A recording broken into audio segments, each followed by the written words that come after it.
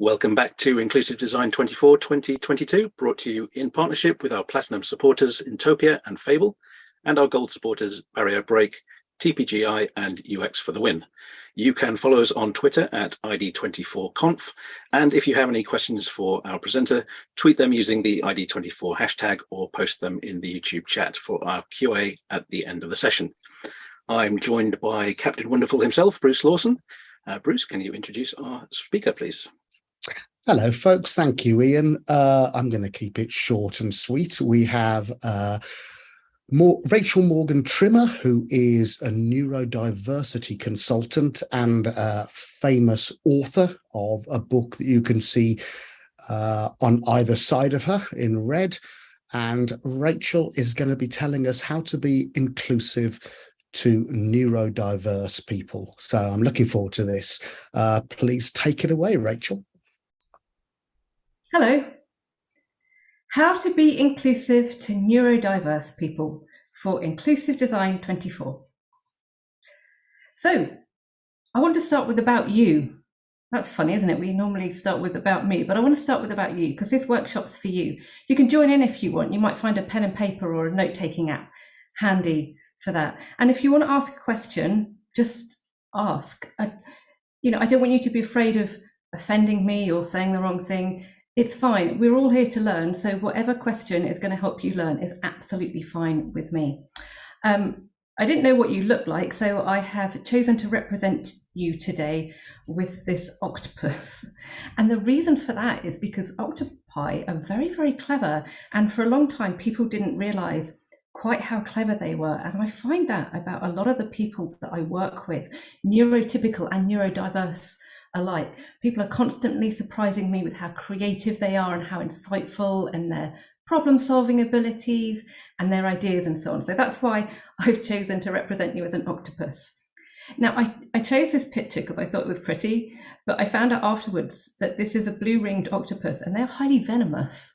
But that also kind of fits with my analogy because it shows that even though we might sometimes feel quite small or not take up a lot of space, we can be actually quite powerful when it comes to inclusion, even with an act that's quite small. So that's about you. And what about me? Well, I've got ADHD, I'm autistic, and I'm also a little bit dyspraxic. I am a neurodiversity consultant. What does that even mean? What does a consultant do?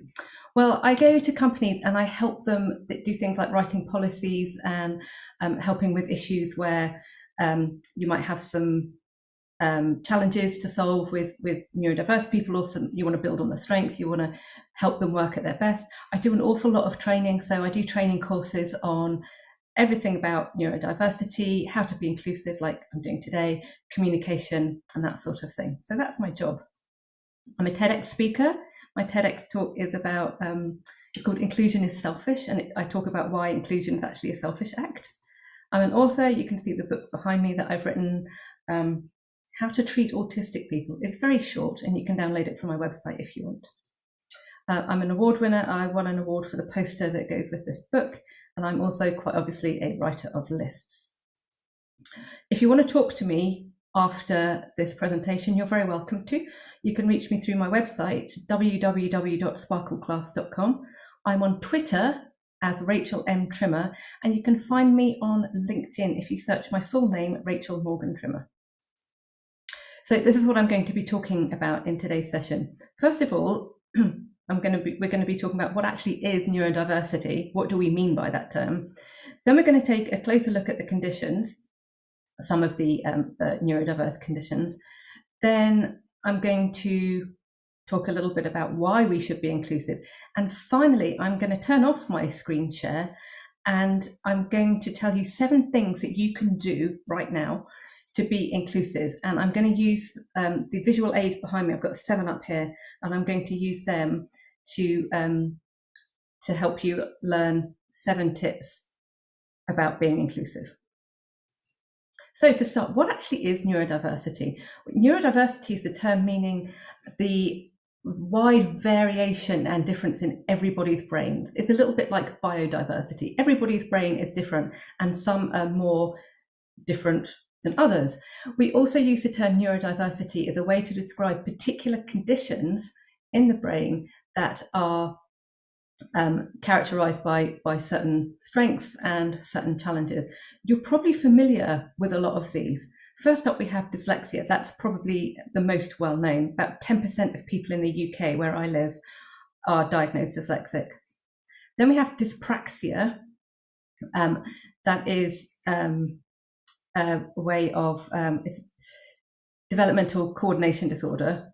Then we've got ADHD, which stands for attention deficit hyperactivity disorder, which I have. Then there's autism. I'm also autistic. Then there's dysgraphia, which is just a fancy word for messy handwriting. And we also have dyscalculia, which is difficulty with numbers. Some people call it number dyslexia. So anything to do with numbers, including time and money, can be affected by dyscalculia. And I'm going to go over the first 4 of these conditions in a little bit more detail now. First, though, I would like you to try to read this recipe. Now, in this image of this recipe, it says how to make a Victoria sponge, but it's really quite badly written. There's sort of numbers all over the place, and it's, you know, there's weird spaces and so on. But there's something else going on in here as well as it being hard to read. If you scrunch your eyes up like this, you might be able to see a shape. Or if you move away from the screen and scrunch your eyes up, there's a shape in the space. It's actually the shape of a fish. And this is a bit of a simulation of what it's like to be dyslexic, because dyslexia is characterized by seeing in shapes rather than detail. So any dyslexics watching that will probably have seen the shape quicker than the rest of us. Some of the main characteristics of dyslexia, by the way, when I talk about the main characteristics, every neurodiverse person is different, and we all have some of these characteristics in different amounts. So we tend to always have the main ones, but with some of the others, you might find some neurodiverse people have a lot of one characteristic and less of another, and so on. But we all have things in common. So with dyslexia, that's characterized mainly by challenges with reading, writing, and spelling. So some dyslexics actually read and write quite well because they've been taught well, and many actually love books. Other dyslexics might always have challenges with it. Dyslexics have difficulty things order right getting in there. They have trouble with sequences and doing things step by step and in the right order. They can read words like this more easily. Now, in this sentence, the first and last letter of each word is in the correct place, but the ones in the middle are all muddled up. Some dyslexic people read like that anyway, because they're seeing the shape of the word. They don't really care what's in the middle. So because some read like that anyway, they can read muddled up words more easily than people without dyslexia. Dyslexics are creative. They're insightful. Big, very strong characteristics of dyslexia. They can see ideas and patterns and solutions to problems when they're looking at things, either visually or metaphorically. I work with quite a lot of dyslexics, and I'm always amazed by the sorts of things that they come up with. And it's because dyslexics are visual and spatial thinkers. They tend to think in pictures and in shapes. So you see a lot of dyslexics in the arts. 40% of the students at the Royal College of Art, I believe, are dyslexic. And you find a lot of dyslexics in things like architecture, because you need to see in 3 dimensions in order to build a 3-dimensional building. And they tend to be much better at this than most other people. Some dyslexic people are poor because they never get the help they need, and they live in a world where reading and writing is important, because we live in a world of words, don't we? Some never really are able to fulfill their potential. So you find a lot of dyslexics in the prison population, for example, and a lot in the homeless population as well, because of their challenges with fitting into a world where you need to read and write to get on. But that is not all dyslexics. Some dyslexics are loaded. This is because there are 40% of British CEOs are dyslexic, and 25% of British self-made millionaires are also dyslexic. And it's because of these dyslexic strengths that being insightful, solving problems, spotting opportunities, you know, if you're an entrepreneur, that's essential, right? And seeing ways of doing things differently and being able to act on those. And I know what you're thinking. You're thinking, well, if these dyslexics are so rich, maybe I would like one for my next partner. And if that's what you're thinking, I've got a word of warning for you. They won't text you back. Now, there's two reasons for this. The first is that often dyslexic people take a long time to compose a text or an email or any written communication because it takes them a while to make sure that they've spelt things correctly, or they've used the correct word, or they haven't left out a word. And the other reason is that a lot of dyslexics are afraid of being judged by you if they don't send a correctly spelt message. You know, we see that a lot, don't we, on social media, people pulling other people apart for spelling something wrong or using the wrong word or the wrong grammar. So quite a lot of dyslexic people might not be texting you back just because they might be ashamed that they can't spell as well as other people, and they might be embarrassed and they're fearful of being judged. So next up, let's do some origami. I would like you to make an origami crane, please. You know, the Japanese bird. I would like you to make a crane out of paper. Are you waiting for the instructions to come up? Or are you waiting for me to show you how to do it? But I'm not, am I? For most of us, it's absolutely impossible to do something like that, to fold the paper in a certain way to make a bird, unless someone sits with us or makes a video or puts some instructions up to show us exactly what to do and in exactly what order. And that's one of the struggles that dyspraxic people have. Dyspraxia can be described as a disconnect between the brain and the body. So sometimes your brain wants to do something like fold a beautiful paper bird, but your body just isn't going to do it.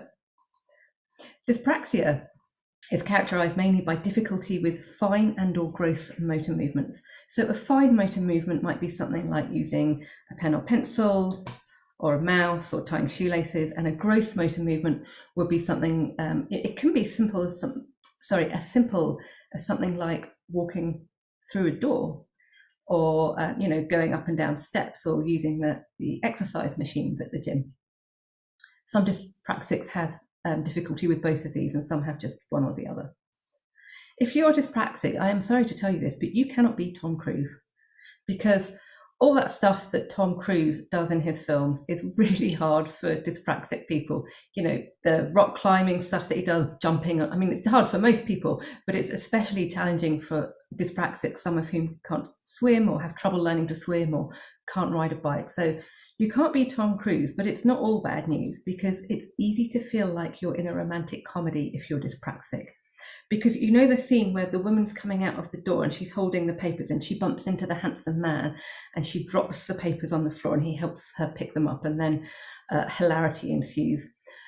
That's the sort of thing that dyspraxic people tend to do quite a lot.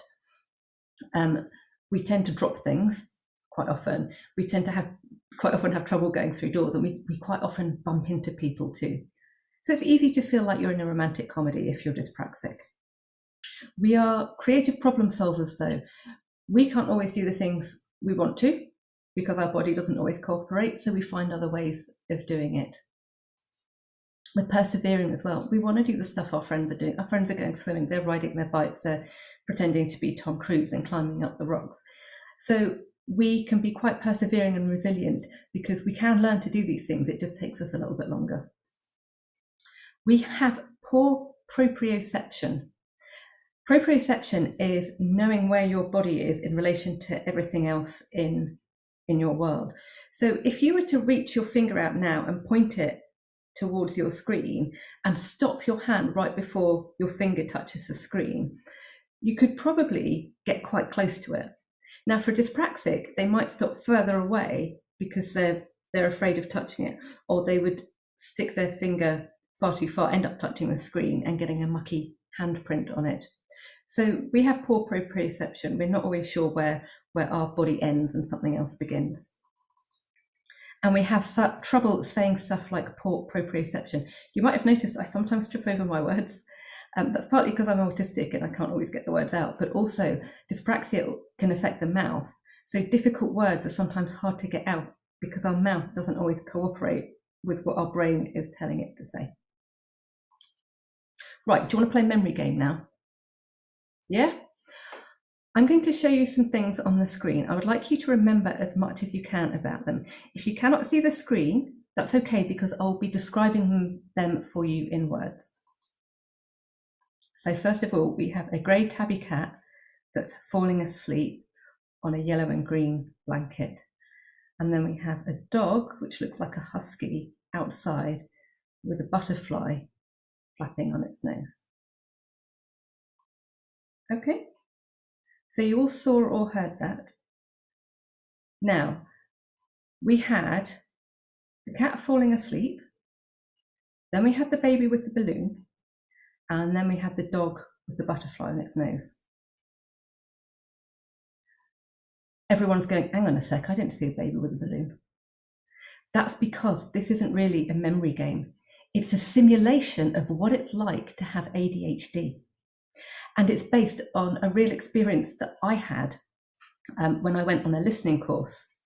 That's an example of ADHD as well, actually, a listening course, somebody with ADHD. That was never going to work, was it? But I don't think things through. So I turned up at this course and the trainer showed us some videos and then asked everyone some questions about the videos that he'd showed us. And I never answer the questions because I always say the wrong thing, or I don't know how to because I'm not really paying attention. So he said, there was a first video. What happened in the first video? And everyone else said, you know, what the people were talking about and so on. And then he said, and what about the second video? And the people answered the questions. I wasn't really listening. And then he said, and what about the third video? And I had the same reaction that you just did.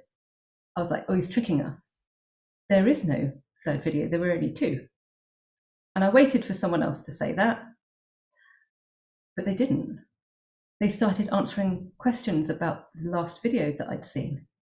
And I started thinking about it. And I realized between the two videos that I remembered, there was another one. And not only had I forgotten what this video was about, I'd forgotten it even existed, even though I'd just seen it. And that's how severe ADHD can be. It's not just forgetting, it's forgetting that you'd forgotten. Let's have a closer look at ADHD. It stands for Attention Deficit Hyperactivity Disorder. There's lots of different ways you can see it, but because I have it, I like to describe myself as being a space cadet because, you know, my head's always in the clouds.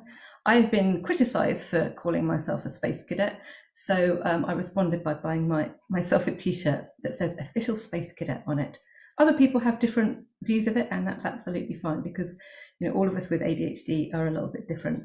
In fact, there's two types of ADHD. There's type 1 and type 2. Type 1 is probably the one you're more familiar with. It's the hyperactive kind. It's characterized by little boys bouncing around in their seats at school and never managing to sit still. I've got type 2, that's inattentive. That's a daydreamer, the staring out of the window, the head in the clouds, a space cadet. You can actually have both types at once. That's called combined ADHD. So what are some of the characteristics of ADHD? We are forgetful, as we've just seen.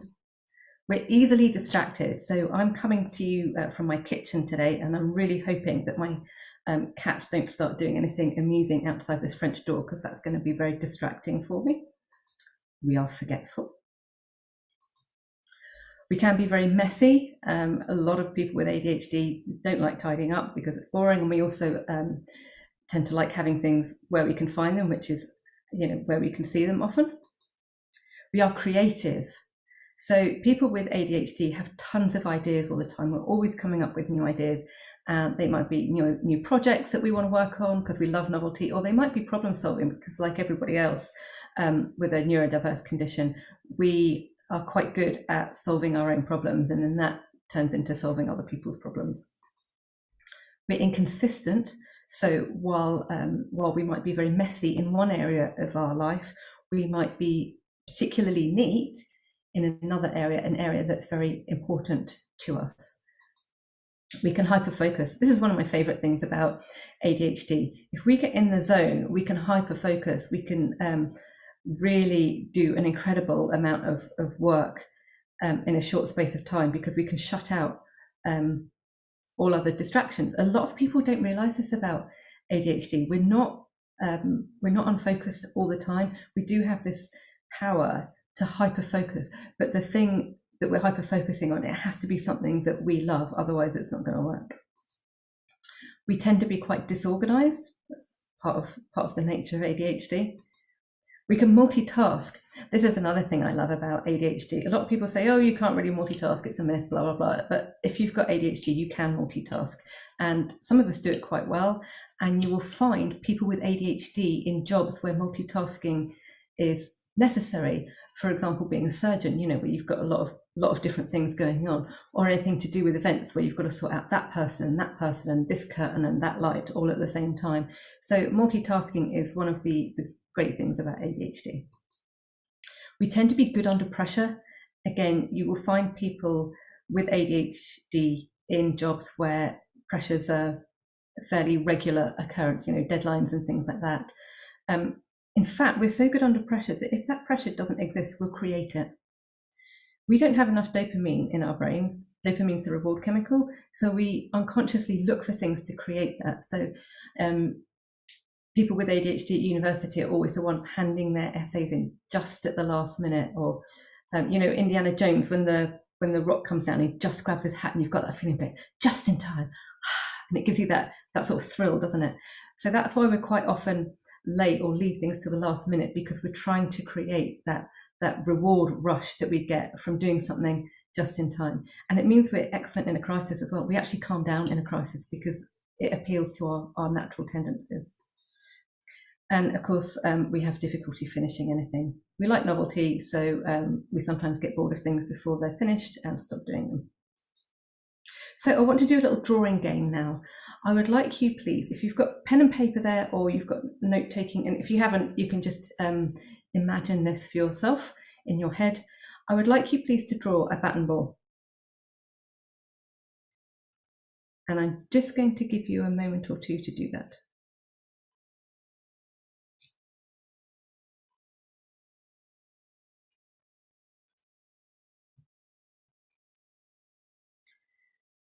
So you will probably have drawn something like this. This is a table tennis bat and a ping pong ball.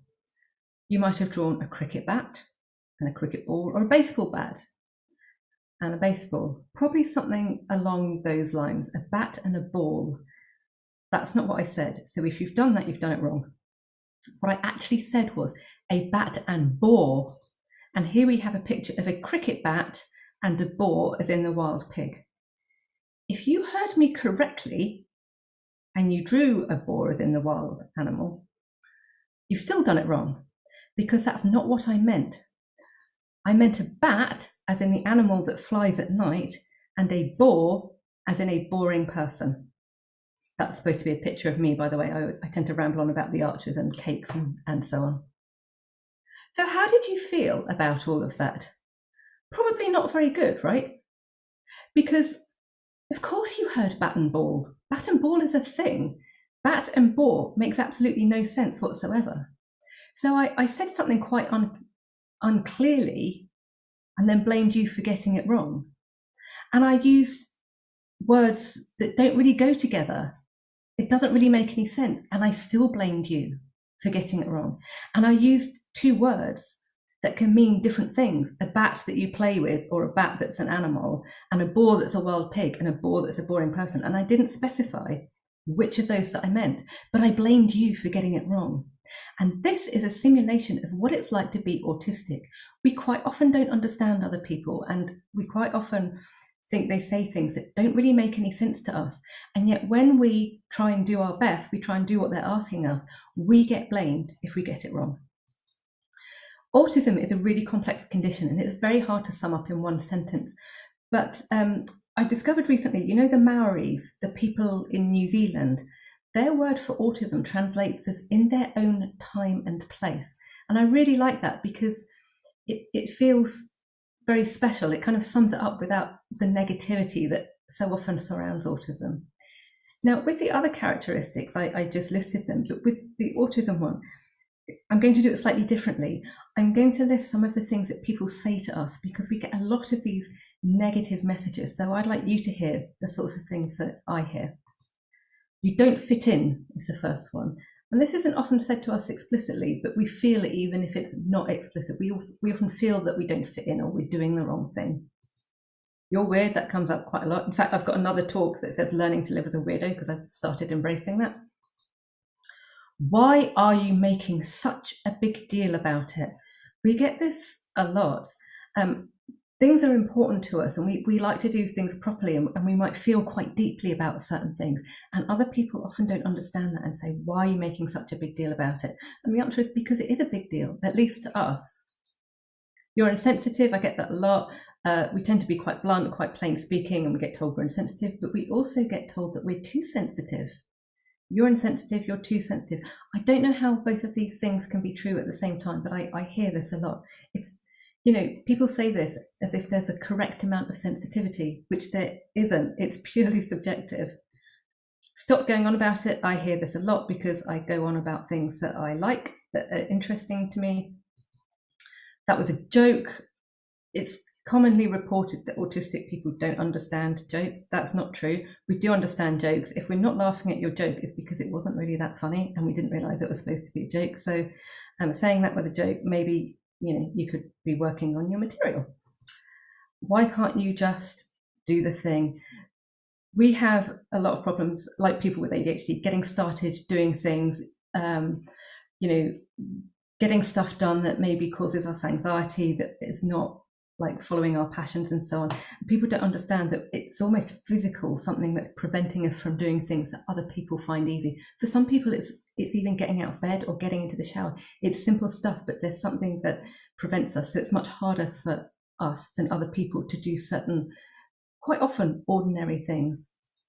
And finally, my personal favorite, you're not autistic. Yeah, we don't all look like Rain Man. So we sometimes get you're not autistic because we don't look or act like people think an autistic person should be looking or acting. So a little question for you here. Do you think neurodiverse conditions are a disability or a difference? I ask this question a lot, and it's always interesting to see what people say. It is, legally, it's a disability. Neurodiverse conditions in the UK are covered under the Equality Act as a disability, which is helpful for us. But a lot of people don't recognise it as a disability. They recognise it simply as a difference. And many people say it's both of these things. It is a disability often, but we can also recognise it as just being a difference. So why you need to take inclusion seriously? It's money. I know, you know, people do have their own innate worth. That's really important. But do you know what? When it comes to work, when it comes to business, sometimes money is the only language that people speak. And that's not necessarily a bad thing, because when it comes to work, a lot of us are producing things or doing things that help a lot of people. You know, I try to do that with my work, with promoting inclusion. But ultimately, we need money to live. And when it comes to the business case for inclusion, money is important because we're not spending money on neurodiversity training or reasonable adjustments that are a legal requirement for hiring neurodiverse people. It's also, it's an investment. It's an investment in people, because neurodiverse people, you've seen their strengths, you know, problem solving, working quickly, ideas, creativity, all of this stuff. It's an investment in having those people in your organization and in the ripple effect, because the more diverse your organization is, the better everyone works and the more money you produce. So that is a business case for inclusion. It's not about being nice. It's about creating a business where everybody is able to work at their best. And that automatically results in greater revenue. So there's other reasons too, of course. You have a responsibility, all of us do, that's me as well. We have a moral responsibility to be inclusive. And we also have a legal responsibility at work, because we are covered under the Equality Act. Employers have a legal responsibility to make sure they don't discriminate against neurodiverse people. It's cheap as chips or free to be inclusive. The US Job Accommodation Network discovered that 53% of adaptations for neurodiverse people cost nothing. It's free, and all the inclusion tips I'm going to show you are pretty much free, and everything else is cheap. You know, you're talking about a pair of noise cancelling headphones. You don't have to get Beats. You can get a cheaper one. It's, you know, it's not difficult, expensive stuff to be inclusive. It's easy and it's cheap or free, and it's a right thing to do, isn't it? It really is the right thing to do, to be inclusive. It gives us, you know, I said you don't have to be nice to us, but we feel good when we're inclusive. I know when I try to make an effort to be inclusive to different neurodiverse people around me, it is the right thing to do. And we get so much out of it, you know, at work and in our friendships and in all spheres of life. We all benefit from being inclusive. Systemic inclusion benefits everyone. So what about this guy here? This guy is, he doesn't have English as his first language. So if you're, for example, something to help dyslexic people who may not be able to read very well, or you're speaking slightly slower for an autistic person who may have auditory processing disorders, someone who doesn't speak or read English as fluently as you is also going to benefit from that clear visual communication. Here's a mum and her kid. Working parents benefit from systemic inclusion, where, you know, that means giving the benefits to everybody in your organization, not just the neurodiverse people. So if you offer flexible working, because of your neurodiverse staff, mummy's got to go and pick her kid up early because they fell off the climbing frame. She's going to benefit as well, isn't she? She can make up the time later, that's fine. And here we have a pair of older people. Older people benefit from systemic inclusion, you know, where you extend the benefits of neurodiverse accommodations to everybody. They might not understand some of the things that we use at work and might need them explaining, like you might explain things to an autistic person who doesn't always understand workplace culture unless it's spelt out.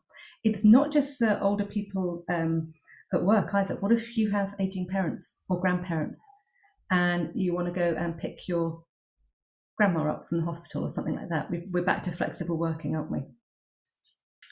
What about this lady over here? This lady is menopausal. And systemic inclusion is going to benefit her because if she has brain fog as a result of the menopause, any adaptation you make for somebody with ADHD, you know, to-do lists or visual timers or whatever that might be, that's going to help her too, isn't it? Now, in the middle here at the bottom, we have this dude who is, he's overwhelmed. He's got loads of stuff on. He's just got piles of work on, everything going on in his life. Again, symptoms of overwhelm are very, very similar to those of ADHD. So anything you do to help neurodiverse people, particularly those with ADHD or autism, is going to help this guy with overwhelm. It's going to help him prioritize. It's going to calm his anxiety. It's going to calm his stress down if he's going to benefit from those adjustments you make to accommodate neurodiverse people. This guy's a plumber, and it's not to benefit him, although I'm sure he would benefit. What if you've got to stay in for the plumber? And he said he'd be here at 12 and it's now 2 o'clock and he's not turned up and you're getting stressed because you're supposed to be back at work and whatever. If you've got flexible working or your employer says you can work from home, or something that might have been put in to help autistic people who prefer working at home, again, it's benefiting you because you don't have to stress. The plumber can turn up whenever and everyone is a lot less anxious. And then finally here, going to the dentist, which is all of us, hopefully. You know, we're going to the dentist, we've got time to do that. We don't have to stress about things and everything is fine. So those are some examples of how systemic inclusion, which means expanding the benefits of neurodiverse accommodation to include everybody benefits. Right, I want to show you 7 things you can do to be inclusive.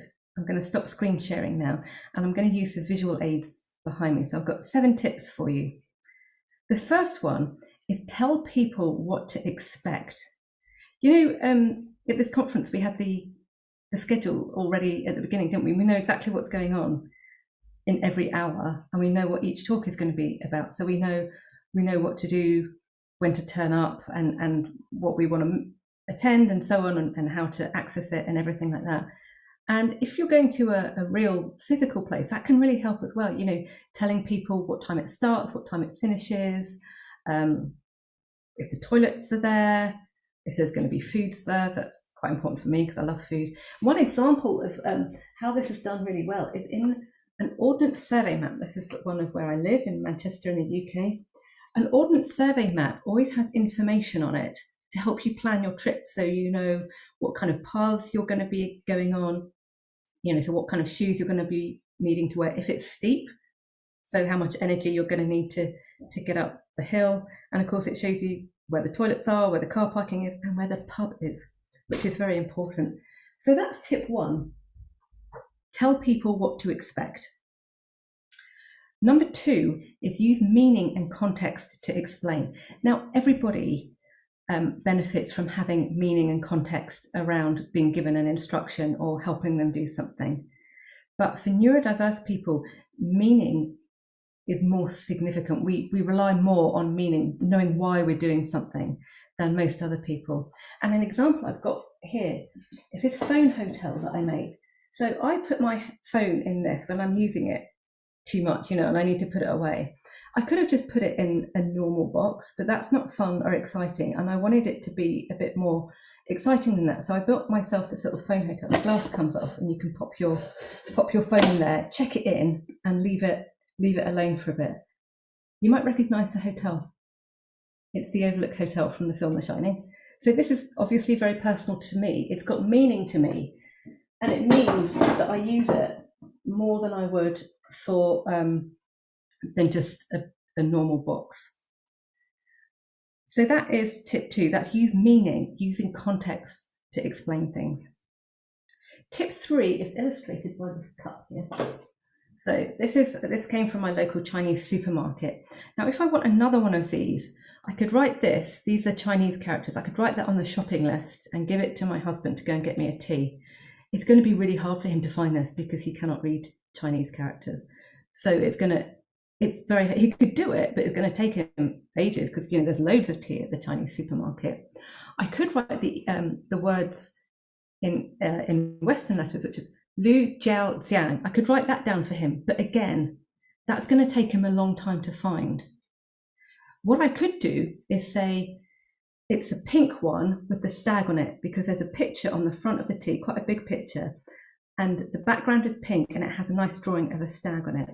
And that is tip 3, which is to use pictures, because you can see from this example how much quicker and easier it is sometimes to use picture instead of writing words, no matter what language you speak. But if you're dyslexic, writing words can be quite challenging.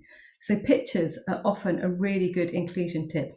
One of my personal favorites is to put a picture of your office or wherever you work on your website. So when people are coming to visit you, if you say it's number 14 or it's the grey building in a sea of grey buildings, that doesn't help. If you put a picture of the door there, they know when they're going there if it's the right place, and it can reduce a lot of anxiety. So that's tip 3, using pictures. Tip 4 is making something memorable. Now, when I've got 2 kids and I had them at a maternity hospital, and in the hospital they have a lot of art, like statues and pictures and stuff, and I thought that was just for pretty, but it's actually to help you remember your way, because if they give you a tour of the hospital, so when you're about to give birth, you can find your way. And saying something like Ward 61 isn't very helpful, or it's a 2nd floor, or you've got to turn right on this corridor that looks like every single other corridor. That's really hard to remember, especially when you're not thinking at your clearest. But if they put a statue of a fish next to it, you can remember, I turn right at the fish. And even when your brain's kind of full of other stuff, that's the sort of thing you can remember, turn right at the fish. Now, I don't know you, so I don't know what's necessarily going to be memorable to you. But what I like to do is use something that's recognizable, but has a slight difference to it. So this is a cheese. I think most people can recognize a cheese, can't they? A lot of us are familiar with cheese. This is a brie. But it's a bit different because it's a cute teddy cheese and it's got a cute smiling face on it and little legs. So it's just having something that's recognizable but a little bit different that makes it memorable. So that's tip 4. Making something memorable. If you want people to remember information, you need to make it a little bit different and a little bit interesting. Tip 5 is to use clear step-by-step information. And the best place that we do this all the time is in recipe books. I collect recipe books. I collect terrible ones, so I've brought the spam one to show you today. And even on a terrible recipe like spam porcupine, The way it's set up is to be really easy to read. So it gives you the ingredients, what you need, and it also tells you need the cocktail sticks. And it gives you the step-by-step instructions of how to make something. And we can use this in other spheres of our life as well. When we want people to do something, we can give them a list of what we need, like a list of ingredients, and we can give them step-by-step instructions, maybe numbered instructions to help them do what they need to do. Tip 6 is to offer things. Now, I find that sometimes people are afraid to offer things because they're worried about offending people or saying the wrong thing. And they don't always want to say to someone, if they know they're autistic, oh, would you like this or would you like that, in case it's, it gives the wrong impression or something. But you know what? We offer things to people all the time, and we offer personalized things all the time. And the example that I have here is when we make people a cup of tea. When we make it, we say, do you want a cup of tea? Or would you rather have coffee? Would you like milk? Would you like sugar? We do it all the time. And there's no reason that you can't do that when you're trying to offer something that might make a neurodiverse person feel more included. And it's not just about the thing that you're offering, which might be helpful. The fact that you've offered tells that person, oh, this person's going to be cool with me, with what I need. They're not going to make a fuss if I say I want this or I want that, or it'd be easier for me if something was done in this way. Simply by offering, you're being inclusive, even if they don't want the thing, because you're telling them that you're prepared to listen to them and to give them what they need. So that's tip 6, which is offer things that you think might be useful. And my last tip is tip 7. It's the biggest and it's the easiest, and it's simply don't be weird. Because so often people are weird about neurodiversity and our needs and the way we are and the things we do and the things we say we feel and stuff like that. Having people not be weird, it just takes this huge weight off our shoulders. I've got something quite weird to show you actually. I use fidget toys quite a lot, and this is fun, isn't it? It's got a frog, its eyes pop out. I love a fidget toy because it actually helps me concentrate. People think I'm fidgeting and I'm not really concentrating, but the opposite is true because I've got ADHD. The more I have to fidget with, the better I can think and listen to you. So not being weird about any of the adaptations that people might use is a massive, massive thing for inclusion. And that's tip 7, by the way. Tip 7 is not being weird. And the big thing in this, the secret sauce, if you like, in inclusion is what you're doing already. It's having the attitude, wanting to be inclusive. And you're already doing that because you're watching this. You're wanting to learn, you're wanting to find out more, you're listening, you're hopefully having some thoughts on what you can be doing. And that's absolutely brilliant, because people like me have always been excluded in some way. We're always being told we're too difficult, we're a challenge, we're too expensive, which we know isn't true. And we just, a lot of the time, we feel unwanted. So when you come to us and you go, yeah, I want to learn more about what things are like for you, and I want to be inclusive, and I want to do the things, that's going to mean something to anyone. But for people like me who so often not had that, it means an absolutely huge amount. So in conclusion, and for doing that and for coming to this, I would just like to say a very big thank you.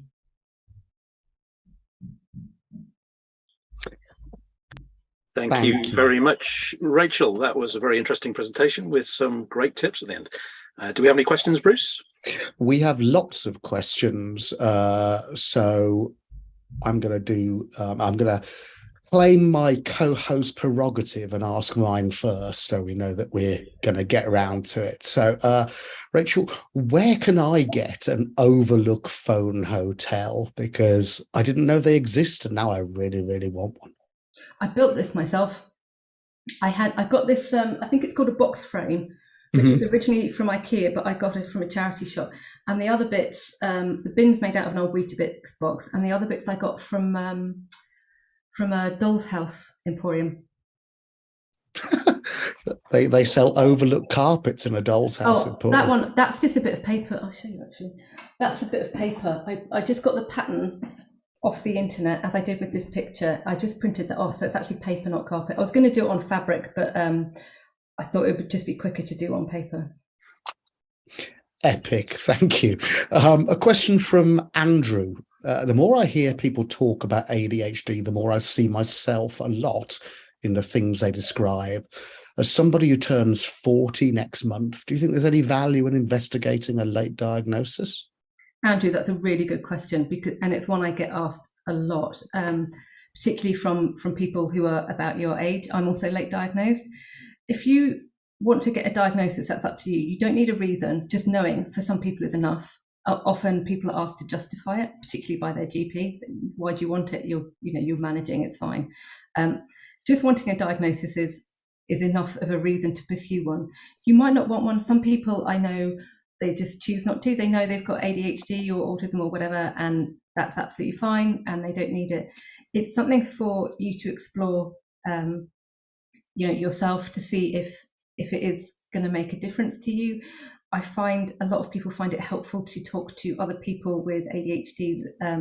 Social media is very useful for connecting with people like that. One thing it is useful for is finding out that things that you do that you thought you were the only person who does those things, is finding out that other people do them. For example, a lot of people didn't realize that over apologizing is an ADHD thing, because we want to do the thing, we can't do the thing, we're late, we've messed up, we've forgotten someone's birthday, and we're trying to explain that we didn't do it on purpose to people who don't really understand. So over apologizing is a key characteristic of ADHD. So Andrew, to answer your question, there is value in getting a diagnosis, but it's up to you whether you choose to do that or not. Entirely up to you. And if you do want to do it, your GP is normally your first port of call. Cool, thank you. Claire asks, how can you specifically address neurodiverse people without sounding like you are reducing them to a condition that they might not consider to be an identifier? And she adds, thanks for the great talk, by the way. Thanks, Claire. And thanks for a good question. I've not been asked that before.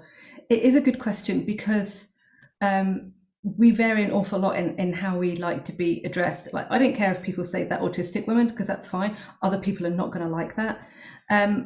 It depends on the value in having that as part of the conversation. So if you're organising an event and there's going to be autistic people attend it, for example, you might want to say, is there anything I can do that's going to make it easier for you? But you could offer that to everyone, like we were talking about with systemic inclusion. If you know the person and you know kind of their own approach to their own neurodiversity, you might feel more comfortable saying, I know you're autistic, so does that mean X, Y, or Z would be helpful, for example. I hope that answers your question. I imagine it does. Claire's not here on the thing that I can see. Probably the last question, I think, Ian. Tilly asks, how can organizations act on incorporating neurodiverse disabilities into their culture, teams, and how they make their products and services accessible to neurodiverse people? Where, how to start? Where, how to start? I think the first thing is knowing that this is an important thing, because you can't do anything unless you recognise neurodiverse inclusion is really important for more than the reasons that I said, by the way. There's there's loads of evidence around the business case for inclusion. I touched on it very lightly, but there's an absolute stack of evidence. I could have spent this whole session going through statistics, but not everyone's autistic and not everyone's going to enjoy that. So having that desire to be inclusive is first, and then having that understanding of the business case for inclusion is the first step, really. And then after that, it's finding people to train. I mean, I do a lot of training for people who are at the start of their inclusion journeys, finding people with lived experience who can train people on what neurodiversity is and how to be inclusive. And we should also include the people within the organisation. I see a lot of organisations now asking their employees with ADHD or who are autistic or dyslexic or whatever to give presentations to their colleagues about their condition and how it affects them and what would be supported. Now, this isn't right for every organisation and it's not right for every individual, but it is quite a good way to start. And it's just starting by having those conversations, but also understanding the importance of neurodiverse inclusion. brilliant. And again, my own experience with a champions network in my day job that my colleague Stinky Taylor runs. We always say to people that step one you've already taken because you're here and you care, and that, you know, that's not in and of itself going to solve every problem, but it's an absolute precursor to solving them. So thank you very much, Rachel. Buy her book, folks, How to Treat Autistic People. Thank you, and over to you, Panster. Thank you very much, Bruce, and thanks, Rachel. That was fantastic.